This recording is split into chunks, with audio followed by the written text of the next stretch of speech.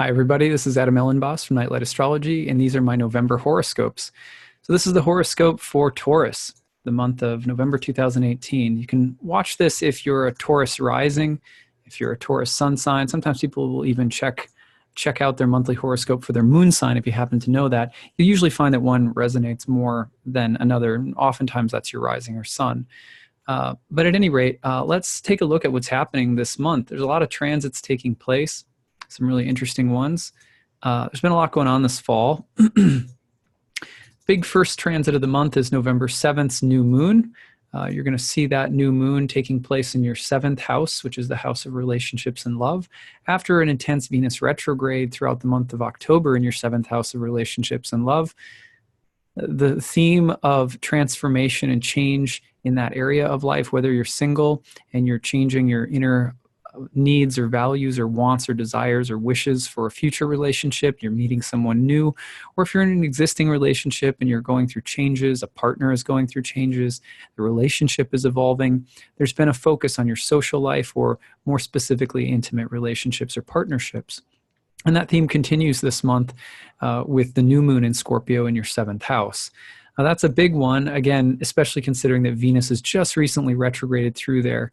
Theme of newness in that area might be actually a positive thing, even though Scorpio new moons can be heralds of big, deep changes.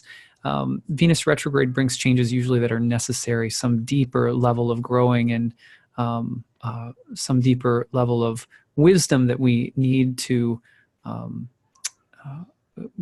a deeper lesson that we need to gain, sometimes through painful experiences in love and relationships. So the new moon can bring a new chapter, a new seed, maybe representing that the culmination of those lessons has taken place and that you're ready to sort of move forward.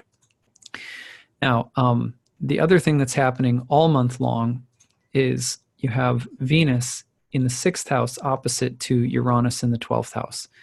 Now, these are difficult houses, and Venus opposite Uranus is also a difficult transit, what to speak of Venus being retrograde, which is challenging part of Venus's cycle.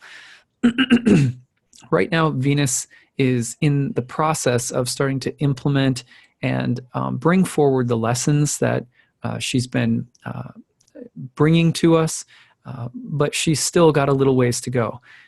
She's not turning direct until November 17th, at which point you may start to see some relief.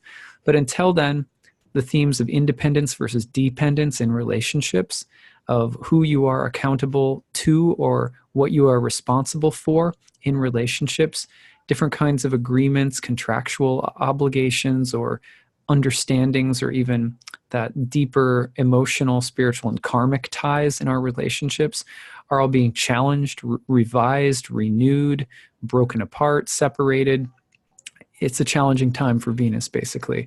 But the need to be free, to have a greater degree of freedom, independence, individuality, individuation is there right now for all of us, but it'll be like that all month long. In the 6th house, you're looking at a house that's connected to sickness, service, and hard work. So these three things, classically speaking, made the 6th house, it was called the joy of Mars. It's a very difficult house where you might be experiencing, a lot of turmoil at work or a lot of difficult labor. You might be looking at the breakdown of relationships between yourself and coworkers or people that you employ.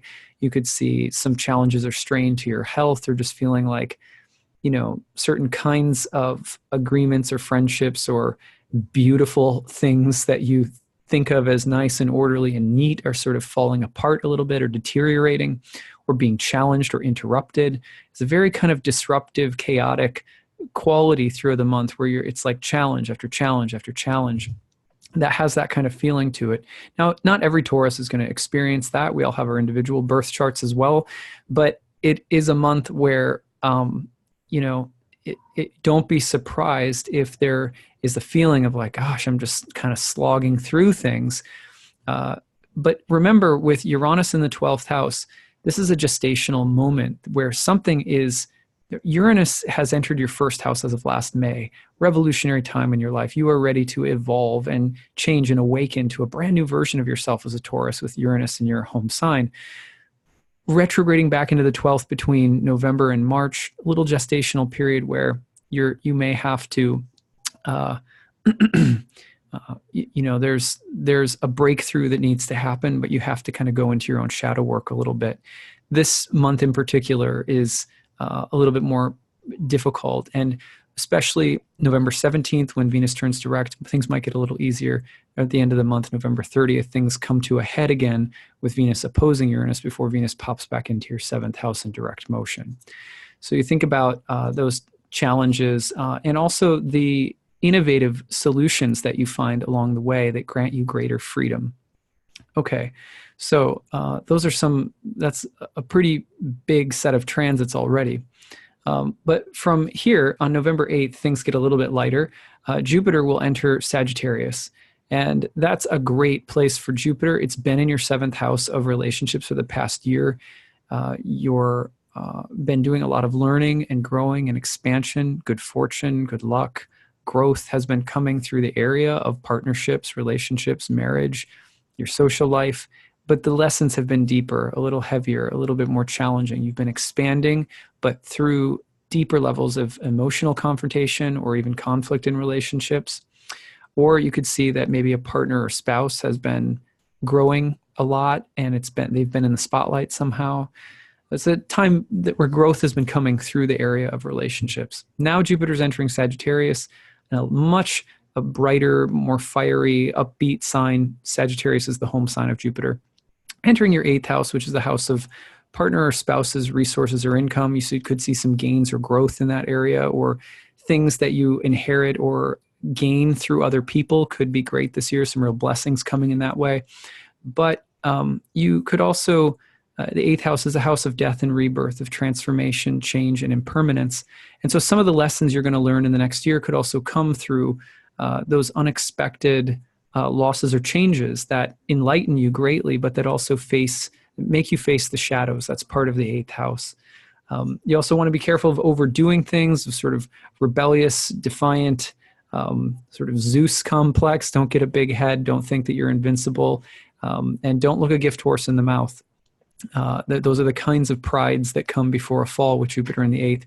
It'll be educational, but Jupiter in the 8th is sort of like the good fortune that comes because of being of screwing up. So you want to be careful of that one in particular. So the next big transit to talk about this month happens on November 15th.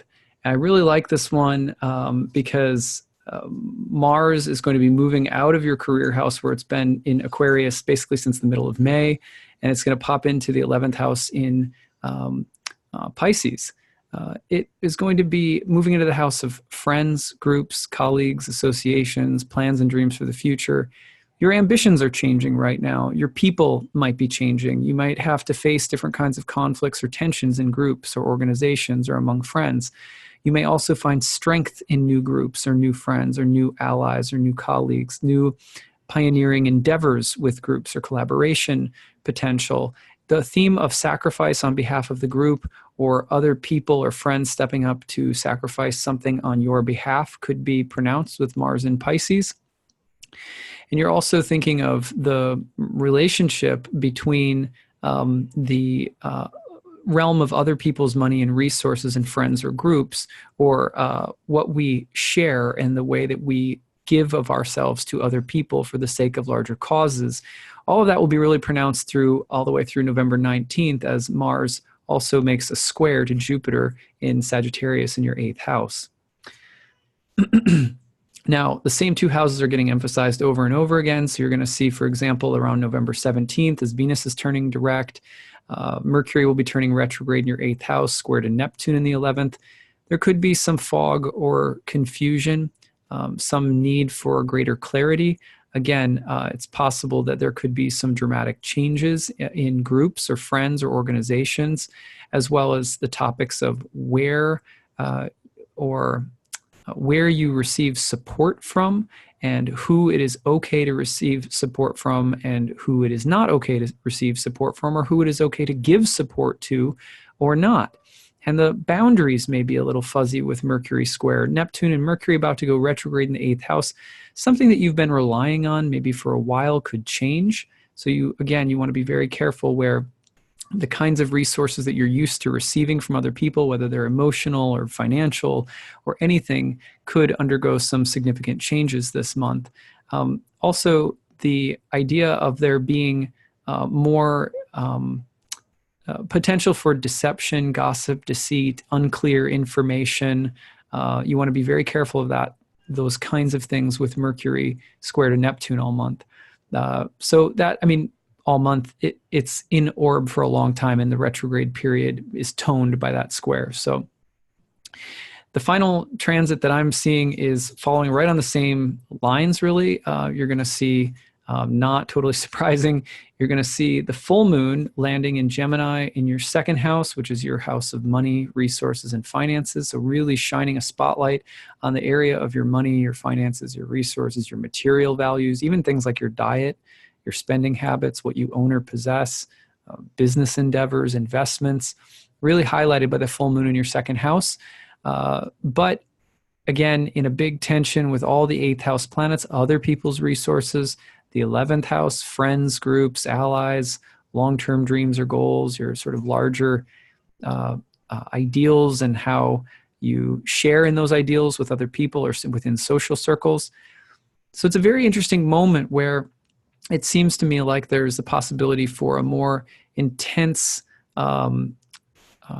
exploration of your values or your finances in relation to others and in relation to the larger social culture that you belong to, or the different kinds of groups, and who you consider your allies or who you don't, and how this might be affecting some really basic or kind of practical financial considerations. Also, financial decisions for the future that are big, that may involve collaborative work with others. Interesting, but again, some fog or confusion with Mercury square Neptune, so be very careful. You're very discerning and don't rush into anything, especially any kinds of financial agreements, things like that. This is some of what I'm seeing for the month of November. I hope this is helpful for you. I'd love to hear your stories, how things kind of turn out this month. If you'd like to share your stories in the chat box area of the YouTube post. Otherwise, I will look forward to seeing you next month for December's horoscope. All right, take care, Taurus. Bye.